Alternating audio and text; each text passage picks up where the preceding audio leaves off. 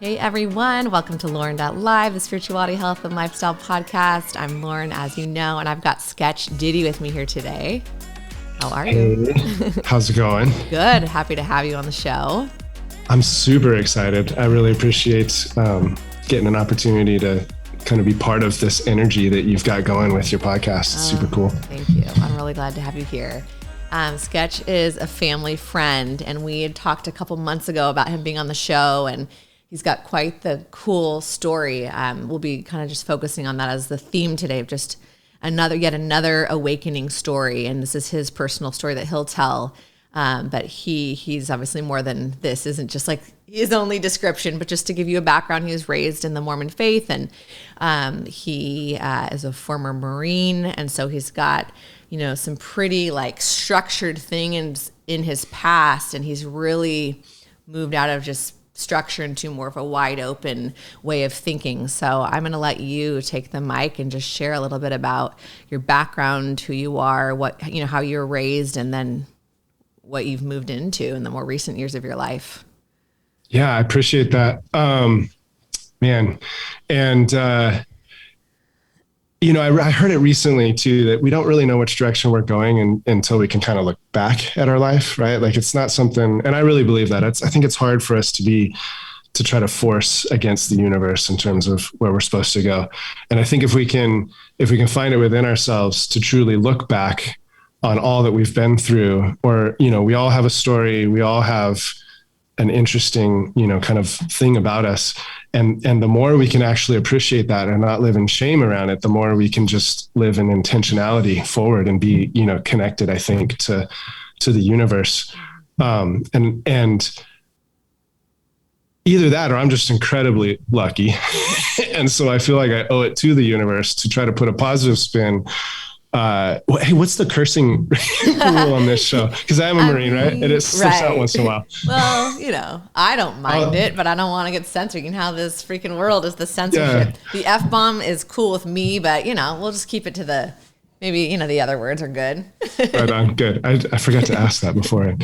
But yeah, so the crap show that could be, how we view our life. And I think so many times too, it's the perspective that we put on things. And I think half the time, this idea of awakening or whatnot, or whatever label you might put on it is really just kind of an internal acceptance of what is the only life you're going to have, and that it all means something and puts you in a place for something.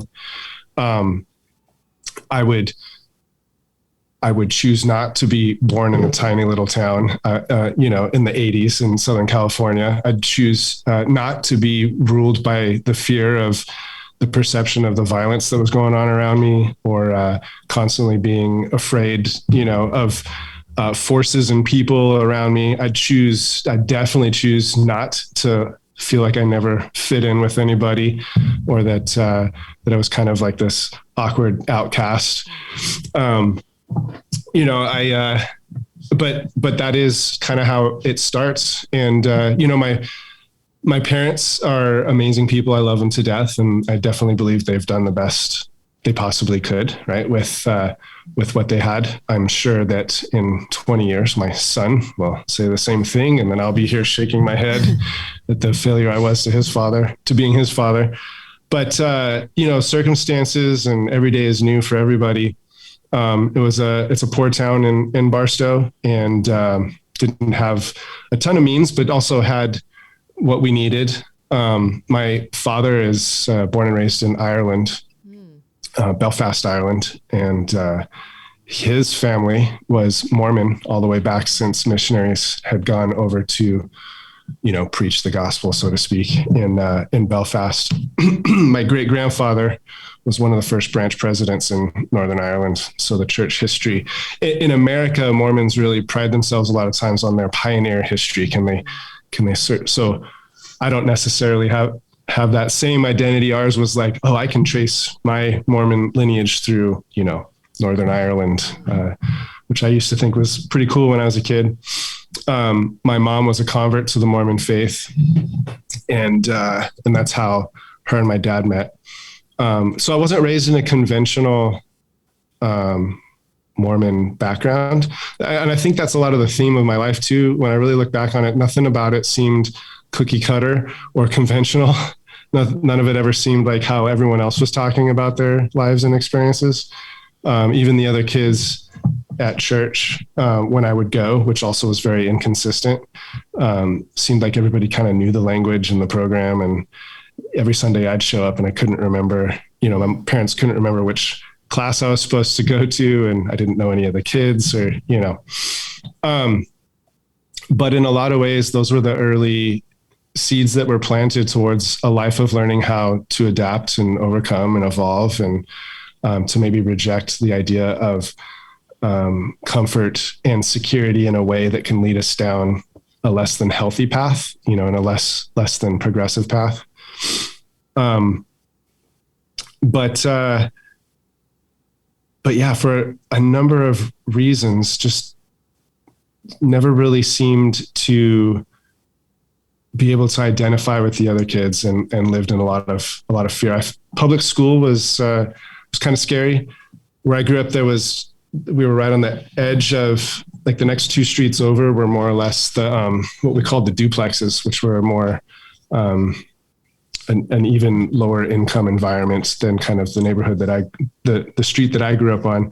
And so the elementary school I went to had a lot of I don't really know how to explain it. There were just a lot of fights and a lot of stressful situations, in school. But elementary school was kind of a scary place. I had started out in I was kind of a troublemaker of a little kid, like in preschool, kindergarten. My parents put me into private Christian school, which didn't exactly go, I was constantly bucking against the system and constantly getting in trouble in that environment. And then finally, I think because of the cost of the private school environment, perhaps they just decided to put me into the public school system, which kind of was a big rude awakening and kind of slapped me in the face pretty good, and suddenly going from a position where I felt like I could kind of control and manipulate to suddenly a completely different environment was a little bit rough. There was just a lot, for example, one time I remember when I was I think I was in about junior high, and my little brother, he's about 4 years younger than me.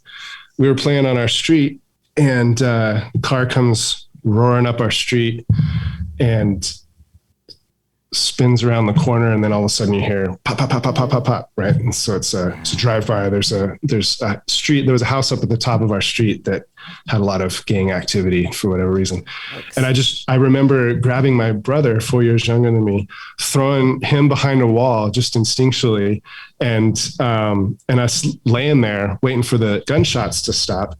And I see my brother's eyes super, super scared and afraid. And I'm like, man, that was crazy. Like, I'm big brother, nervous for him, right? I'm like, wow, wasn't that crazy? And I'm trying to more make it like, hey, don't stress, like, all good, we're good, right? And him sort of seeing him be able to kind of just relax and be like, oh, okay, nothing to be scared of. There's a lot of, and I wasn't raised in the hood, right? Or anything like that. But it was my perception to the things that happened very close to our environment that I think started to formulate an environment of fear. My approach to things in my life, I tended to get in trouble for lying quite a bit as a kid. And as I've looked back on it as an adult, a lot of the times I would go get myself into a situation and make whatever decision made sense to me, then discover that was wrong. And you'd get the mixed message of, you could tell us everything, but then when you would tell the truth, that was the worst possible thing you could have told them.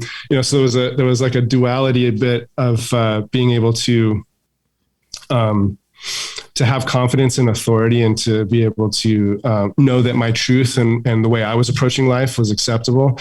I really think in a lot of ways that was one of the biggest challenges growing up, was just having a sense that, first of all, I don't fit in. Second of all, I'm scared of everyone around me. Third of all, like, the perception of what I'm doing is always wrong. And if I lie to make it seem better, well, then when I get caught, then I'm wrong for that as well. For whatever reason, it just led to a lot of discomfort and confusion and not really figuring out where my place was. And I really just wanted to get the heck away as soon as I could. Right. But high school kind of survived through junior high and high school, and gravitated more towards the arts. I was in a lot of art classes, and my mom's an artist, and I really enjoy the arts. I see myself as a creative person, kind of first and foremost, but didn't really know what the future was going to hold or what kind of options I might have. As I graduated high school, I tried to just go to the community college environment, but I still had to live at home and nothing was changing, right? You're like 18 years old and you're not, it's like, I don't know if I thought that once you graduate high school, it's like, okay, there's this big, like something, but it was just, I went to bed that night and woke up the next day and was right back smack dab in the middle of nothing still. Right. And I just got sick and tired of kind of I didn't even like me, right? I was constantly in trouble. I didn't fit in, whatever. I tried to go, so my history with the church along those days, we were very inactive, except when I would get in trouble, and I got into some pretty good little troubling situations and whatnot. And the usual routine would be that I'd go to my parents would take me to the bishop, and the bishop is the guy that was our bishop at that time is still a very close family friend. I see him a lot like a father figure because he was one of the people through those formative years that would be able to kind of talk to me, right? Like your parents do the best they can. That doesn't necessarily, they didn't choose me and my special way of being, and they certainly did their best to try to interact with me. But a third party person like the bishop was always a really good sort of person to help try to feel like he'd meet you halfway and talk to you about what's going on. So when I was looking for an out, I was like, I'll go on a Mormon mission. Like that'll get me out, get me out and on my way.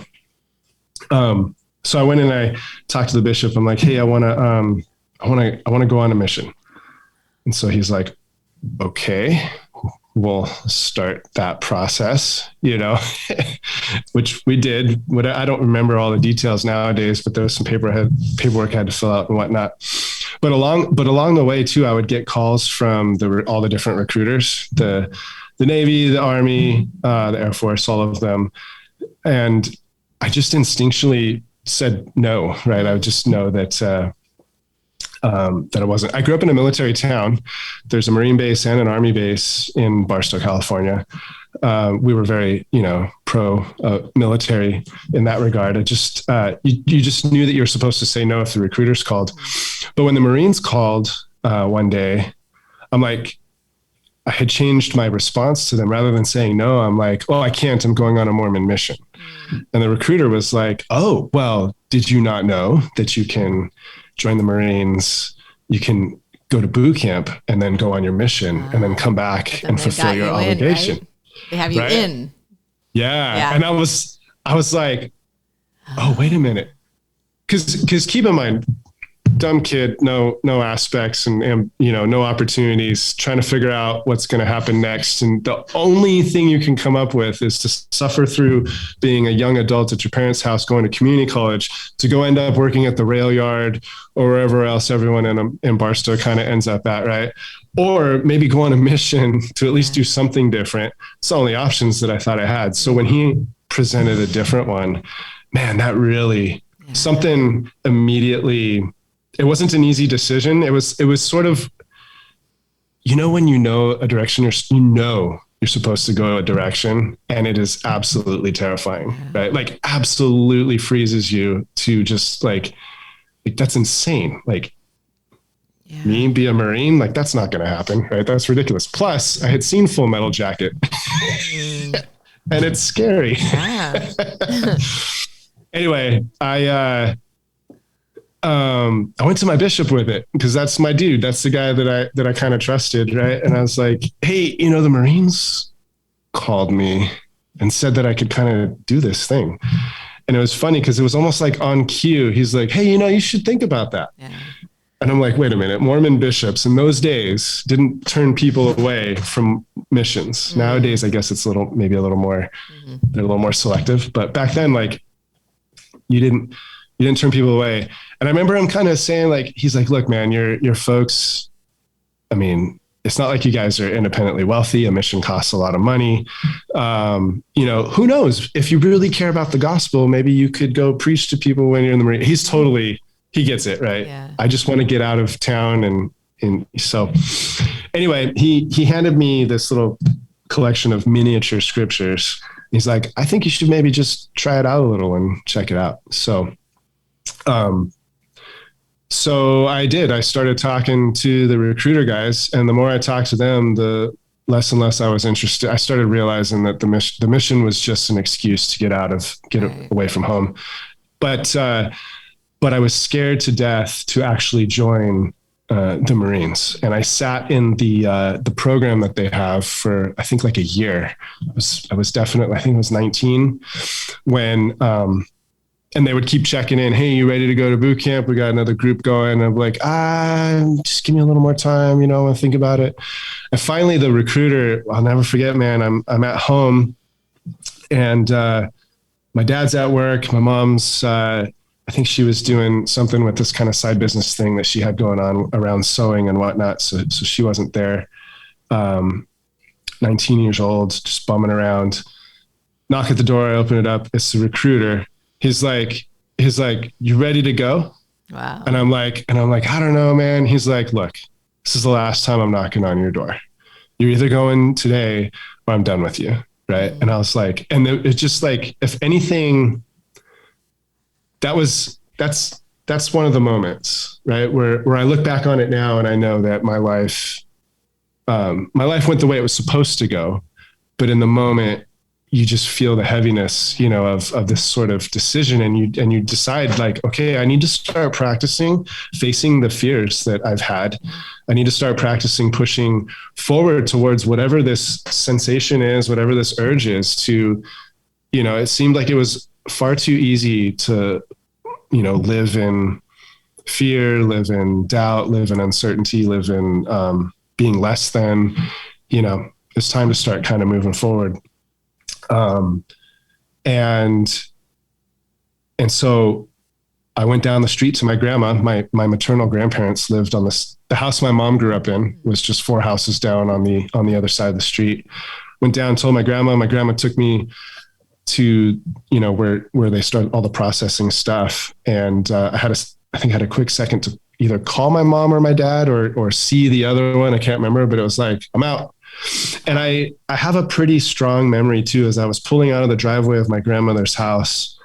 I will never like this. If this is going to happen, I'm not coming back. Like not necessarily to visit, but like, I won't retreat. I'm not going to quit and then decide I'm going to live at home again. Right? Like this is the point at which we step off, come hell or high water. Mm-hmm. It's time to start fighting, for a life of some kind, right? And giving in to whatever that is that's pulling you towards something.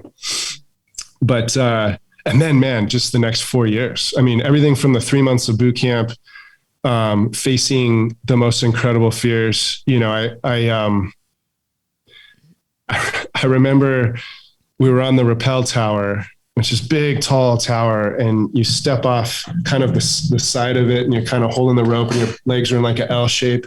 And there's this thing, you spring out over, I don't know, it's probably 10 stories or so. You spring out and then you slowly slide down and then, it's rappelling. Most people know what that is. I didn't know what it was at the time, but the Marines just move you through these exercises super quick. You don't even have time to think, right?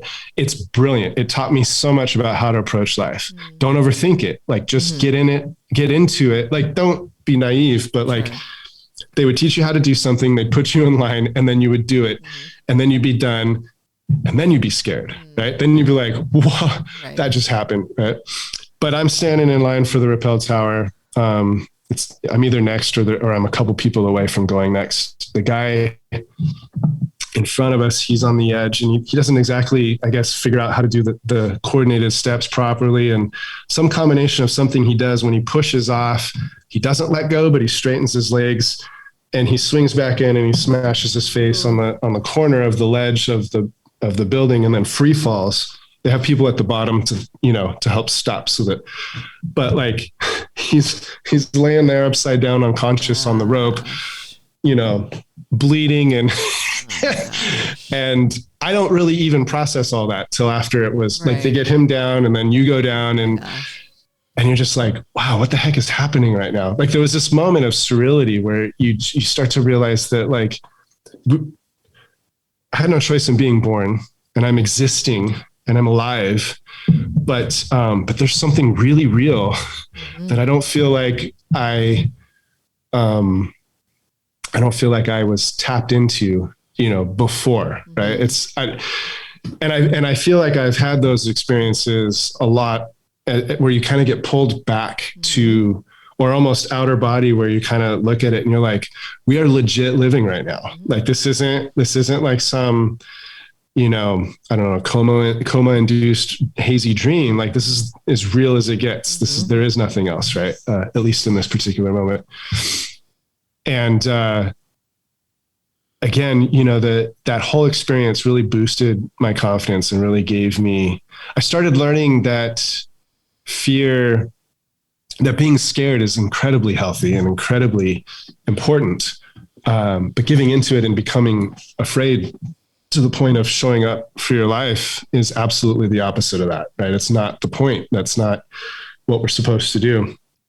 And that really gave me a lot of, I guess, power and just personal courage, not any kind of grand sense of the word, but just enough for myself to be able to start to face the scary things of life and start to plant the seeds towards, kind of what now in my life I look at as the what if, right? Like, what if everything you were told is complete garbage? What if everything you believed is complete crap? What if you just gave it a shot, see what happens, and see where things take you? And so far, the answer to, what would happen? And the answer is like, you just won't even believe where you end up. Like set no expectations and get nothing but an amazing reward of life in the process. Anyway, I got through training and I got sent, I was stationed in Hawaii. This was 96 to 2000, not a whole lot going on in the world. So I'm generally what they call a peacetime Marine. I never went to combat. I only trained and but the experience all the same was very intense and really a lot of fun. And I was out on my own for the first time and I made a bunch of really bad decisions. I traumatized myself pretty good on a number of levels, just sort of experimenting with life and all that it supposedly can be and not be. But I also along the way learned a lot about myself and how to kind of face some of those challenges and fears in life. And I ended up meeting a girl kind of at the beginning of after I finished all my training, I got stationed in Hawaii. That very first weekend, I met a girl who I ended up dating throughout the entire Marine Corps. And then we married at the tail end of it. I was incredibly unfaithful to her while we were dating. I was just too, I think, overcome with the power of this new experience of being out in the world. Kept it all pretty private, and then and I started to get active because I was never raised, like I said, I was never raised super active in the church. But then by the time I was coming into the tail end of the last maybe year or two of the Marines, I was starting to settle down as a young person, starting to realize that you're going to need to, be a responsible adult and prepare for when you get out of the Marines. Because in a way, even though it advanced me and matured me in one hand, I didn't necessarily have any skills towards, what what I might do when I get out. So it's kind of a 4-year stalling of the same problem I had, before. But I kind of started to feel again that pull towards needing to get connected to the source again, and the only thing I knew was the Mormon faith. And I started going back to that, and probably for the first time ever, being really, really active and really, really participating and really trying to learn and understand the principles in the gospel and all that stuff. And then, right before, I think it was December before I got out, that following May, December of 99, my girlfriend at the time and I got married in the temple. Actually, no, I'm sorry. It was after we got out, because we got married in the Seattle temple, because that's where we ended up after we got out of the Marines. And I tried to live kind of that Mormon life, but I found, and it's kind of been the same in every little kind of group or subset I get into, but I found in that environment, I once again didn't exactly fit in. It wasn't really quite the environment that I thought it would be. It's once again, everybody here I am. I've actually learned the gospel. I understand all the things it's supposed to be. I've read the Book of Mormon, right? I did all the things, and yet I still was somehow missing something, but sort of fast forwarding a little bit, like my wife and I at the time, we stayed as active as we could be, within that. We were, temple worthy people and all of the things that those things imply. But our relationship was kind of fraying.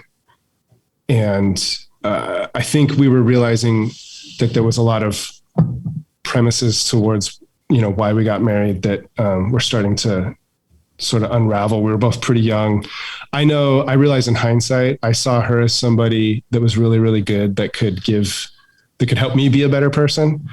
And she was also seemed to be really driven to be successful as well. I didn't realize it at the time. Mistook that to be love. I was living kind of a facade of my own life. I wasn't very authentic. I struggled to even be honest and open with, some things stayed the same from my youth. I didn't trust that people would really, be able to handle me in my truest kind of authentic self, including my wife.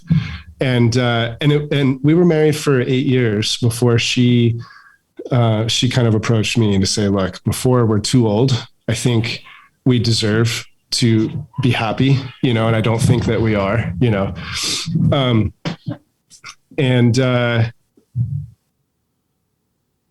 we had also, and actually backing up just a little bit, we had left the church. So her and I stayed active for about 4 or 5 years, but it wasn't working for either one of us. The whole pray and read your scriptures answer to everything thing, the variance between the way the people lived versus what the gospel said, there's just a lot of, and it wasn't even, in hindsight, it wasn't even Mormonism. It's just organized religion, and it's not even organized religion. It's just labels and definitions and how we feel like we have to put on a facade to help protect an idea of something. And we can't be authentic, and we can't be afraid. We don't want to be afraid to sort of reveal that we might approach it a little bit differently as the special, being that the universe created, and I was starting to realize that. My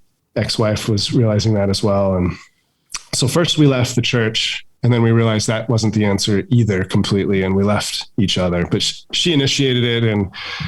And I struggled with that for a while, but very quickly realized, and that would be kind of so that would bring me up to about the age of 31, which was kind of a shotgun blast of, information, trying to piece all that together. But, we went our separate ways amicably. And then I feel like in a lot of ways, I was back to square one in a way. Like I was finally, and for the first time, alone, facing myself and the world, and sort of realizing like whatever is supposed to come out of this, it's only going to be me that's going to be able to make that happen. I can't rely on other people. And,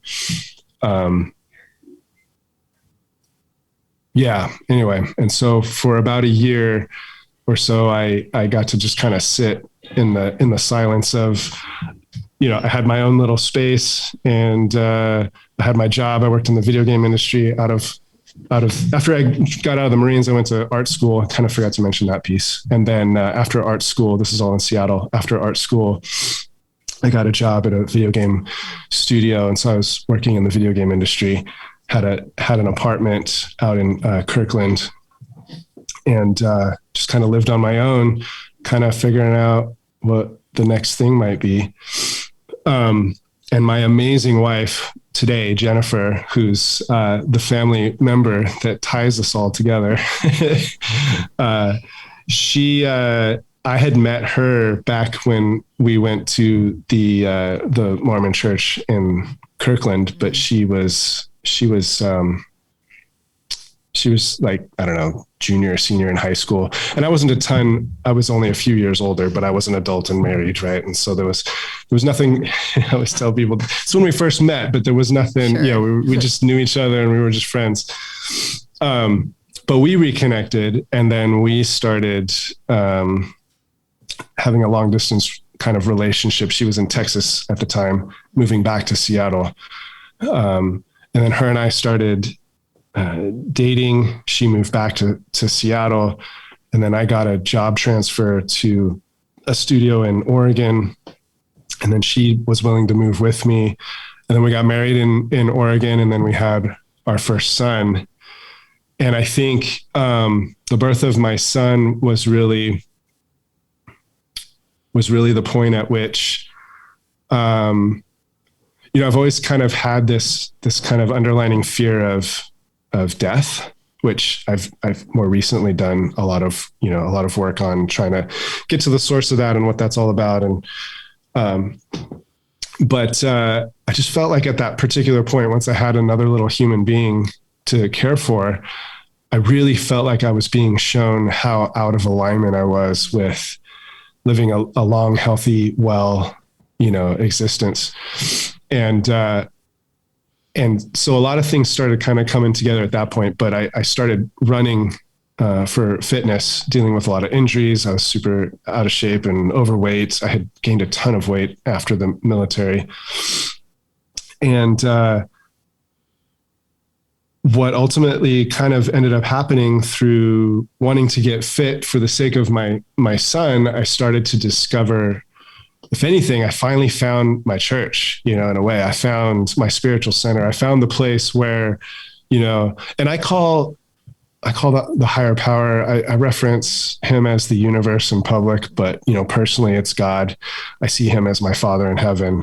I see myself, as a child. I feel that, if there was ever a place in my history where things were ever really amazing before coming into a different kind of awakening of sorts, it was about when I was around 8 or 9 years old.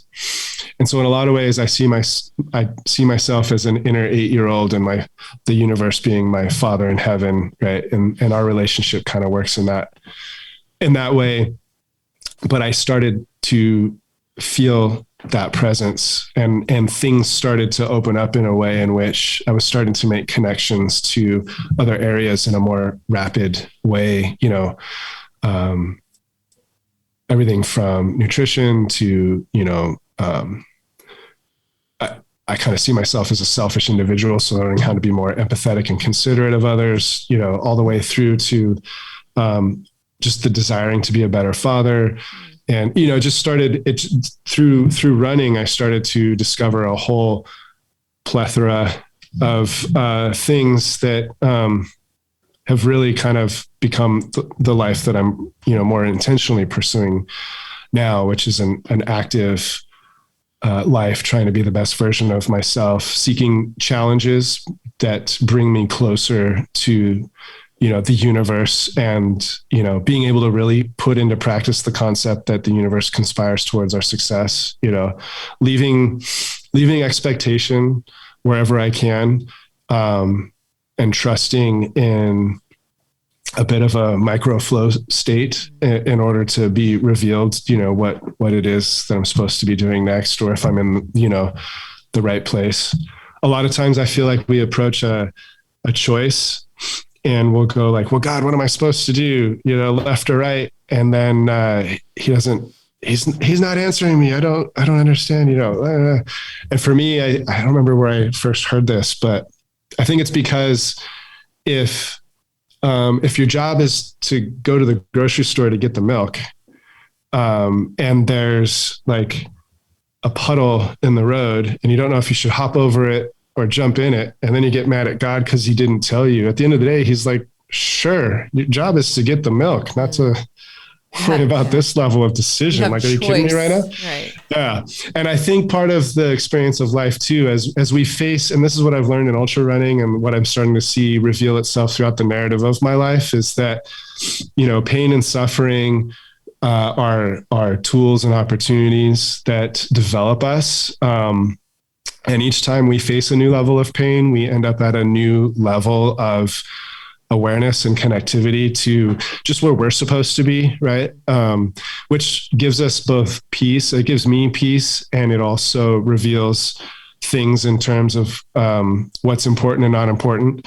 Doesn't mean I always execute perfectly, but then I'm usually reminded by that when I find myself feeling alone again. And the universe isn't ever away from me. I'm just blocking myself from its presence, right?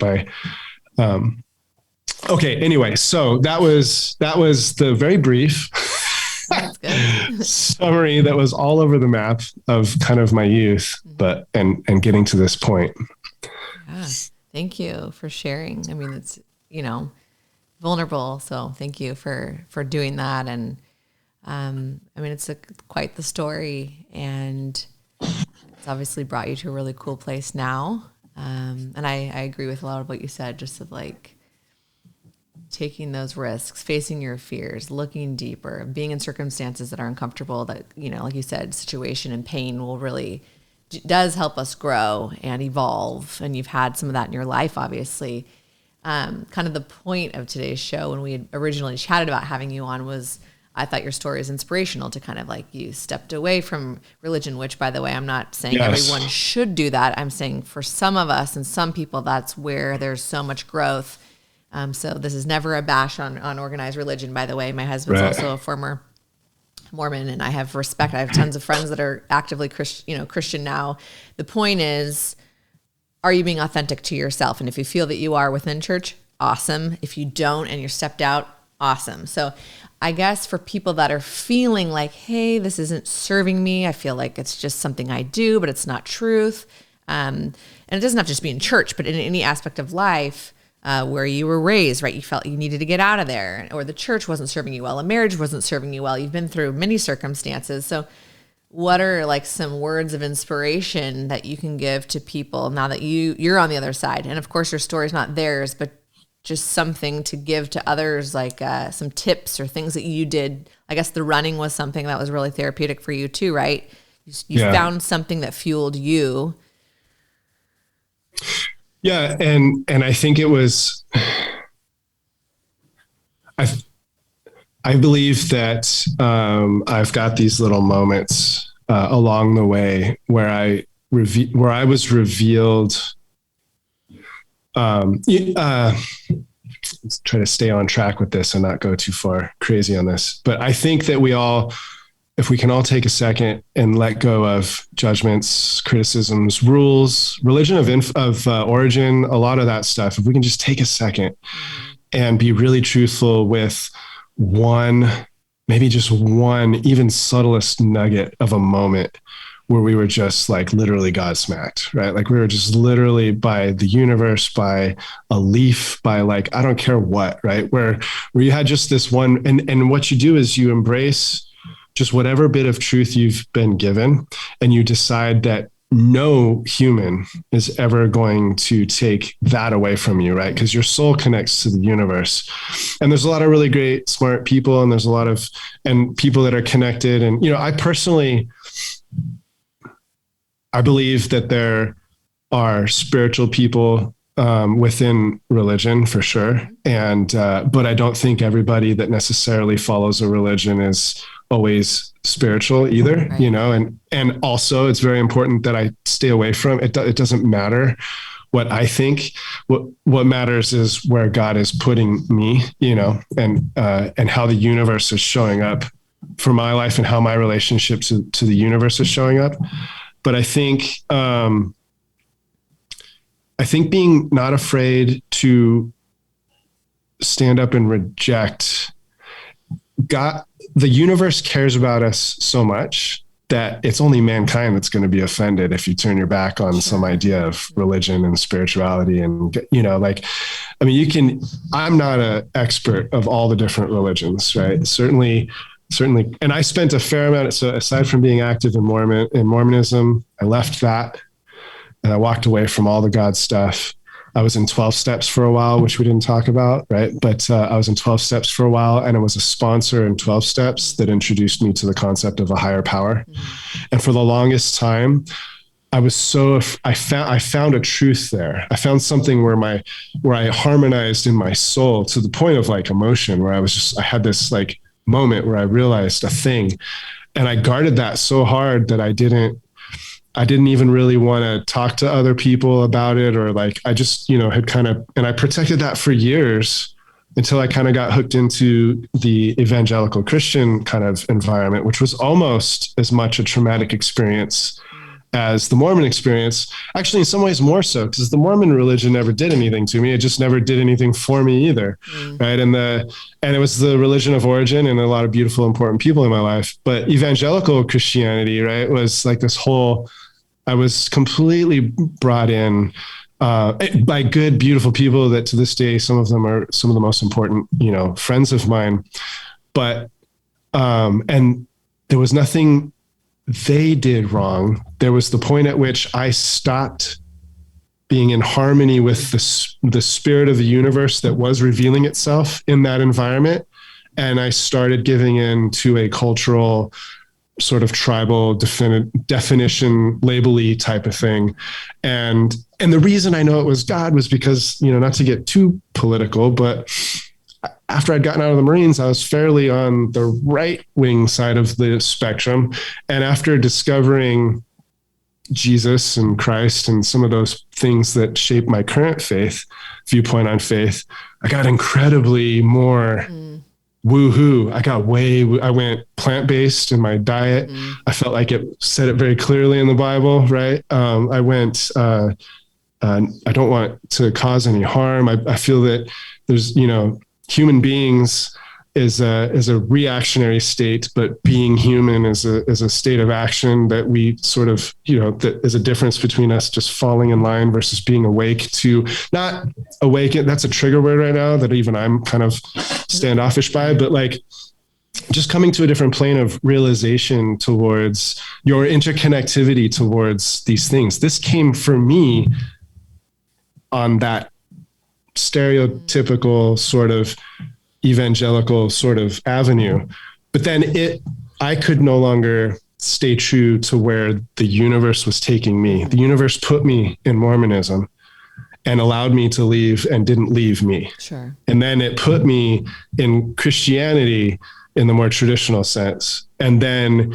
it allowed me to leave and it didn't leave me. Now, a lot of humans left me, or a lot of humans left me because they saw me go into that environment.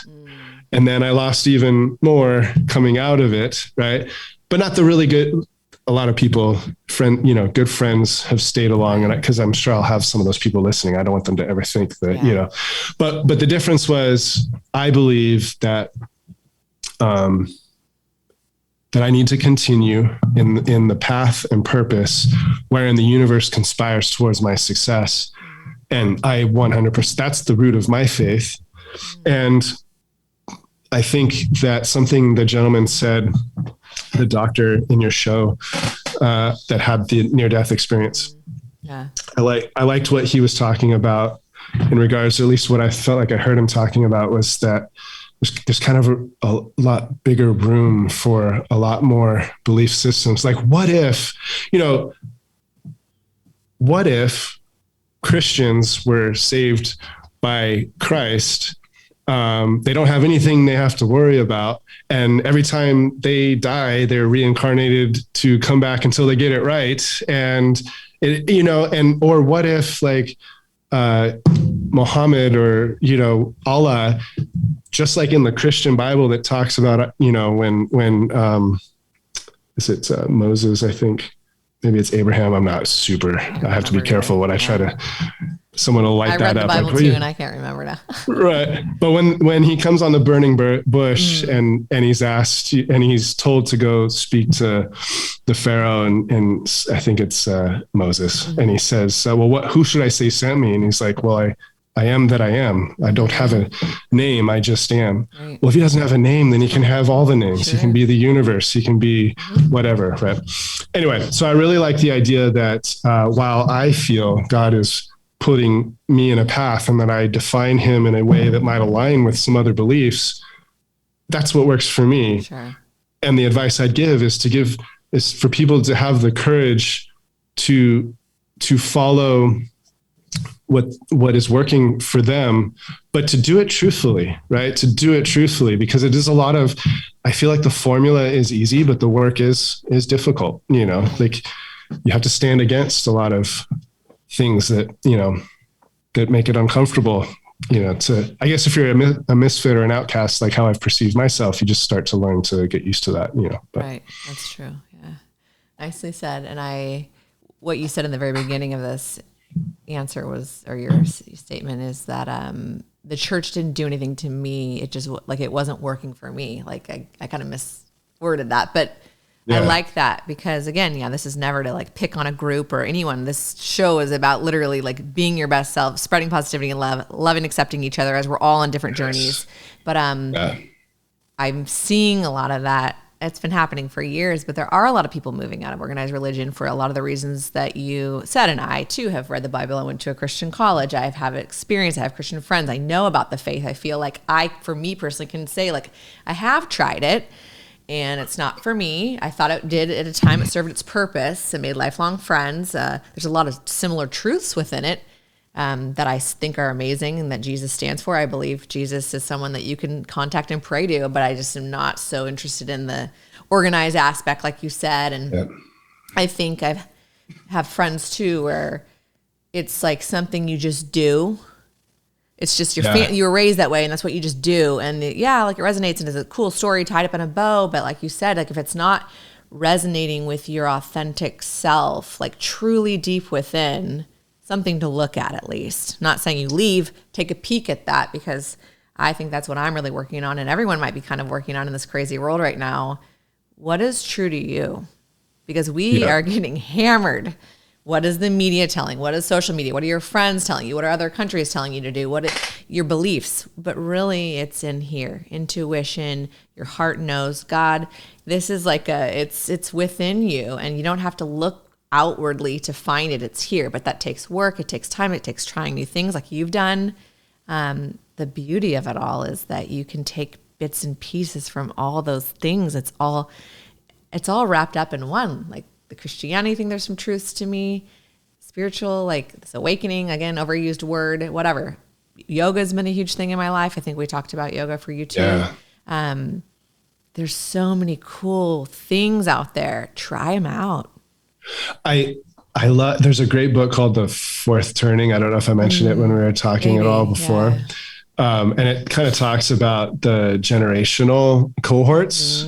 So I'm Gen X. I was born in 77, so just a few years away before I'd be a millennial. But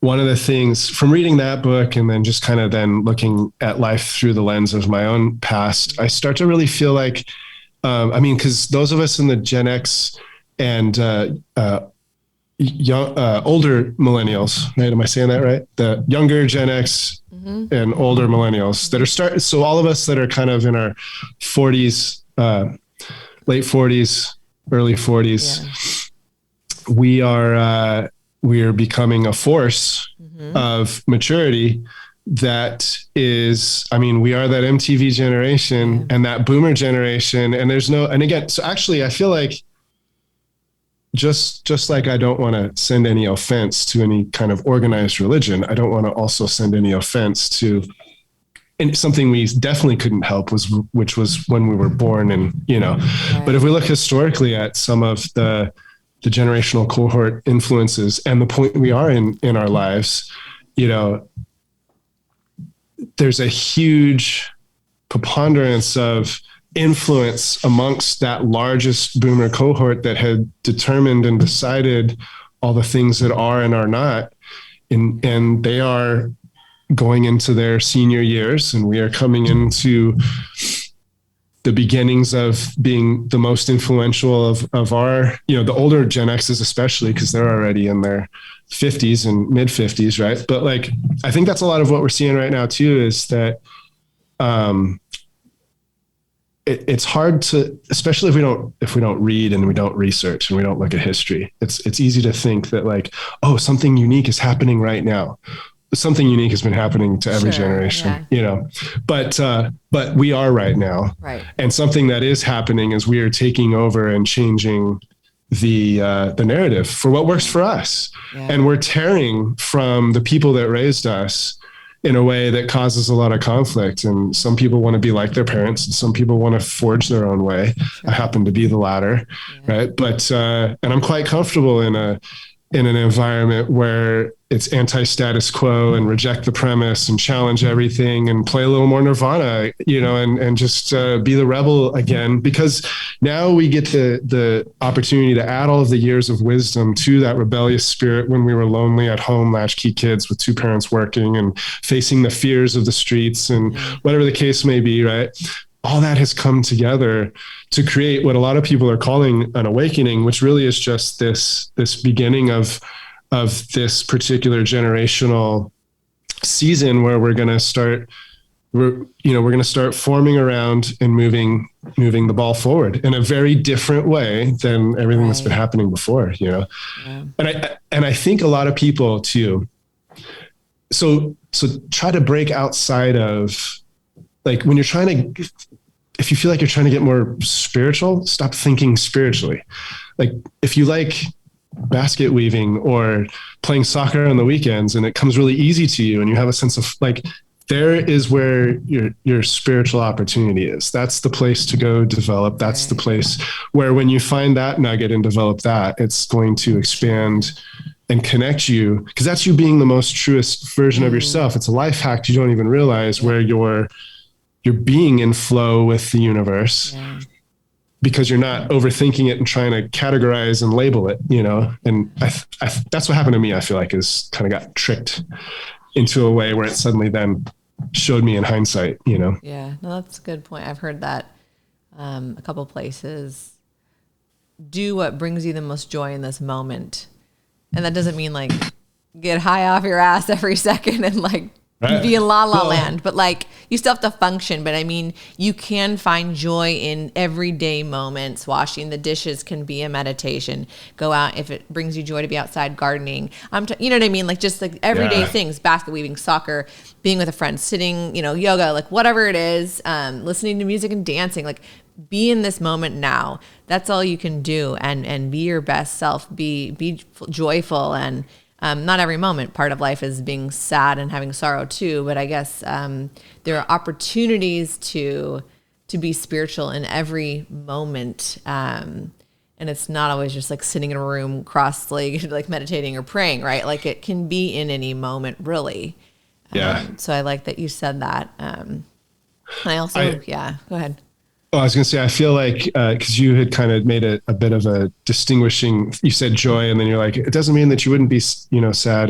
And I think that's a problem as well, is that we've become too attached and reactionary towards what really is just neutral human emotions that we add a value or reaction to, and for me, joy is a full human experience of positive and negative emotions. Happiness is just a positive. I could go eat a bunch of pizza, watch a bunch of, action movies, play a bunch of video games, and do nothing all day and be happy. Right. But true joy takes courage, perseverance, intentionality. It's being in the moment versus being based on a landing on something or arriving at a certain place. Sure. Like this, that's one of the things that I'm challenged with,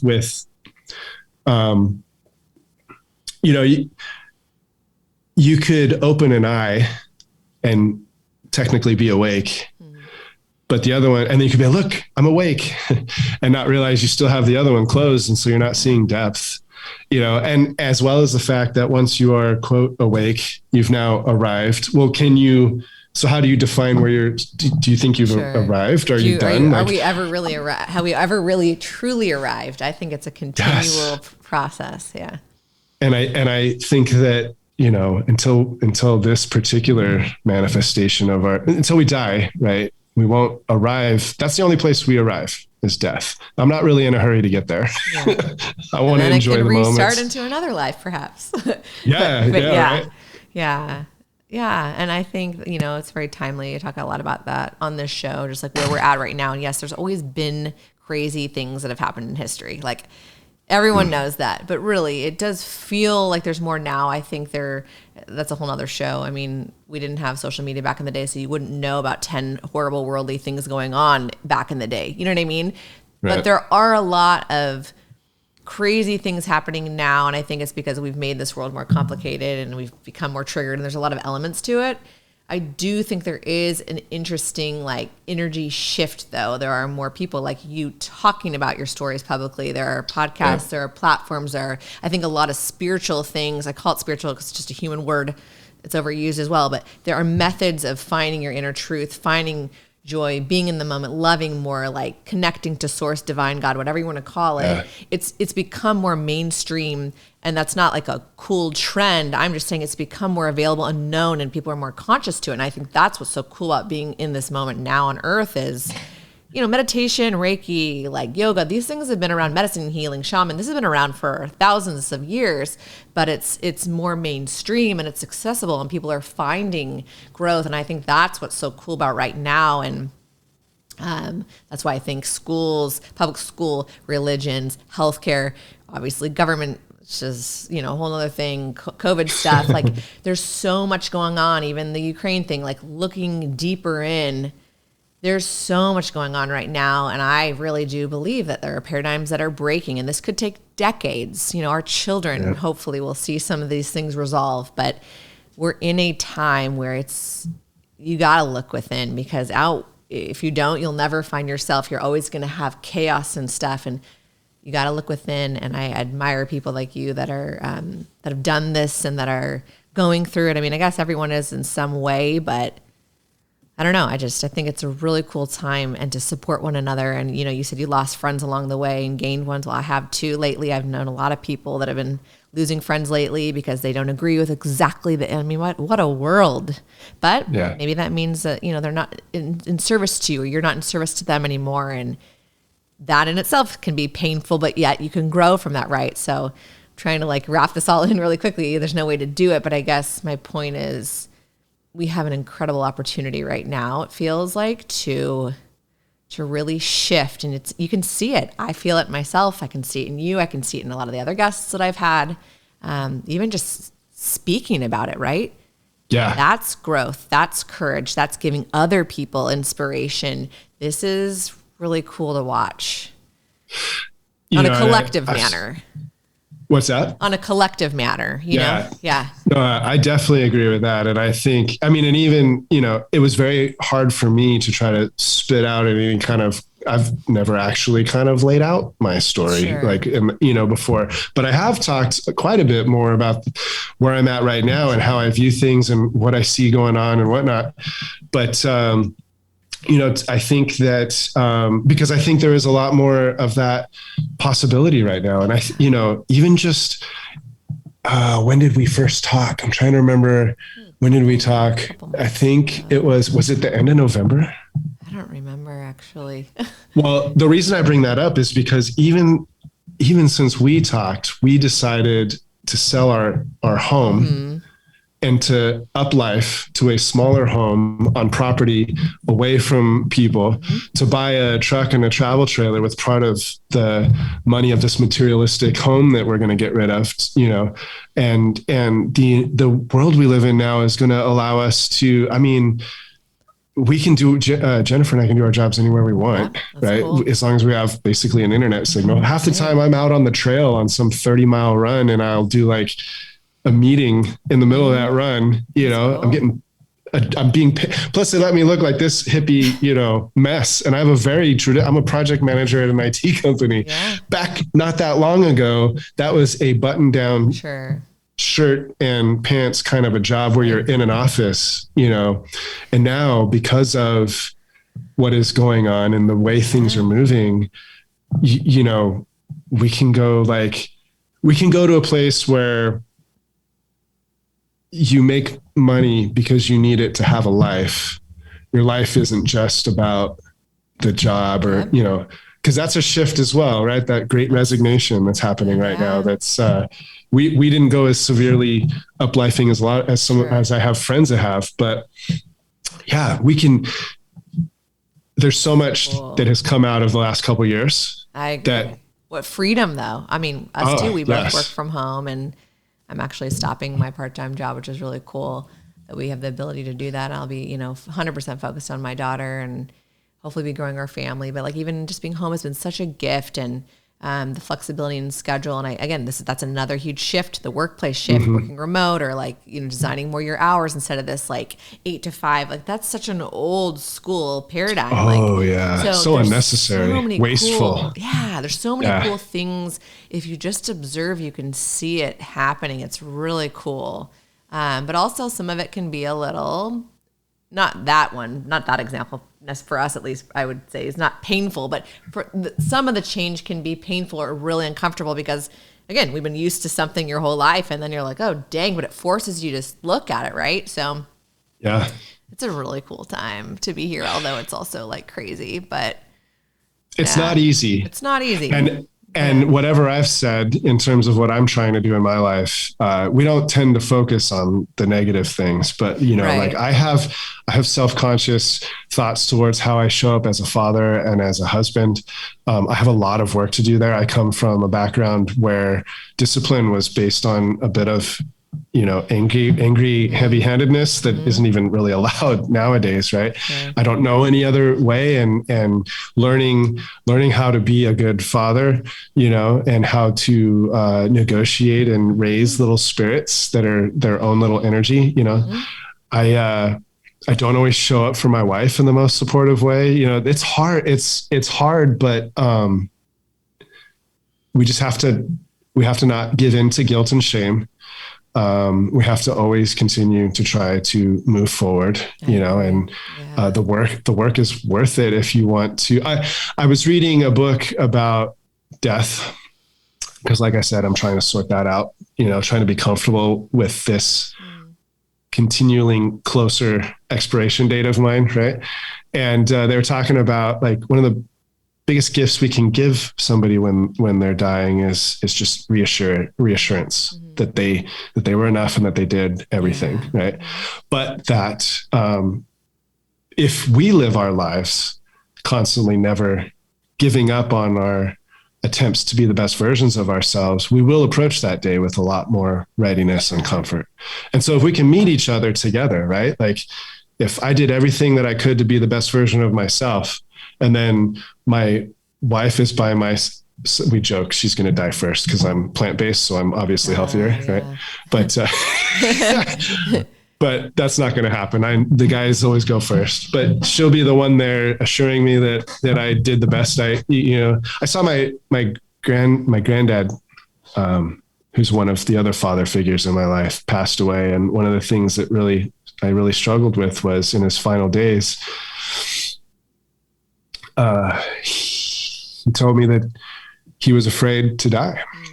And when you're young and someone you look up to is facing that season of transition, and they were just such an amazing human being, that's a lot, to process. And, But anyway, that's kind of down a different. This is random, but you path. could be something to look at for yourself. I'm not an expert. I'm just listening. Maybe you absorbed some of his fear when he said that to you when you were younger. Maybe that's where some of your fear could come from. I don't know, just an idea.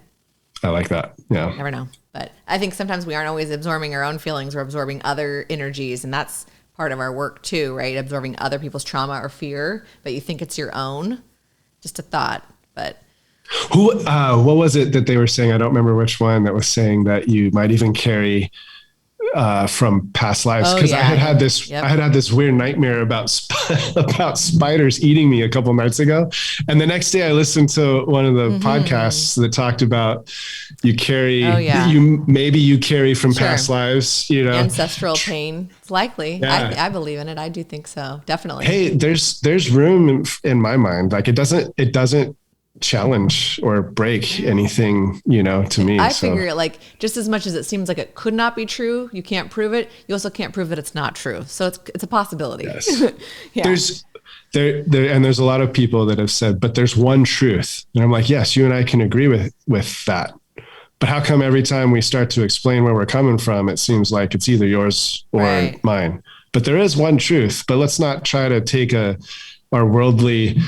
Let's just assume that it's like, that it's probably a lot bigger than anything, again, if I think everything kind of proves itself out, right? And if we know our direction forward by where we've been, when we pass on to the next experience, we will be able to see what the truth was.